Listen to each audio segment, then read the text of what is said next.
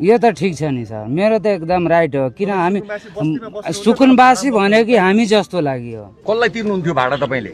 यहीँको त्यो मेयर छ, यहीँको बनाएको मेयर थियो, यहाँ एउटा यहाँ बस्तीको मेयरमा उसैले 4000। के नाम हो त्यो मेयरको? उसको नाम चाहिँ चिन्नै सकेन, तर देख्यो भने चिन्छु सर। उसको त्यही 2टा थियो। हरेक टहरा चाहिँ भाडामा लगाउँथ्यो। अनि ऊ कहिले भाग्यो?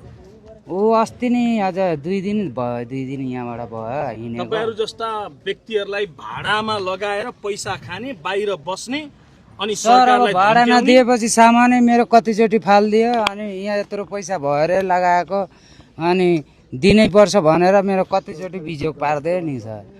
बन्सी घाटमा पनि बसेको थियो, त्यहाँ पनिको के भन्छ त्यहाँको वडा अध्यक्ष दीपक हैन, उहाँले पनि मलाई गाह्रो गरेको थियो। उहाँ बस्तीमा वडा अध्यक्ष मेयर सबै हुन्छन्।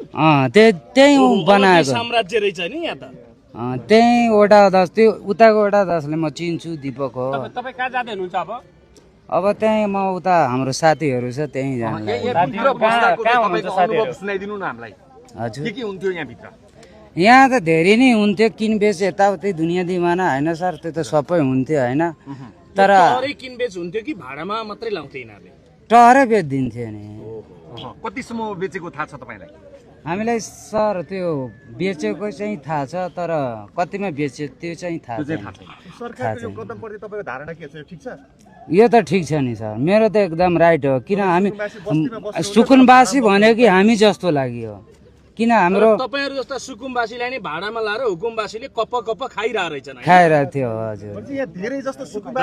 यो खालको स्थिति छ। यहाँ धेरै भनेको हुकुमवासी, अलिअलि त्यही हो सुकुनवासी थियो। हुकुमवासी हजुर। तपाईको नाम के हो? हाम्रो नाम चाहिँ मुकेश पासवान। कहाँ जाँदै हुनुहुन्छ भन्नुभयो तपाईले? साथीहरु कहाँनेर कुन ठाउँमा? मेरो साथीहरू उहाँ कलङ्कीमा हुनुहुन्छ, म कलङ्कीमा।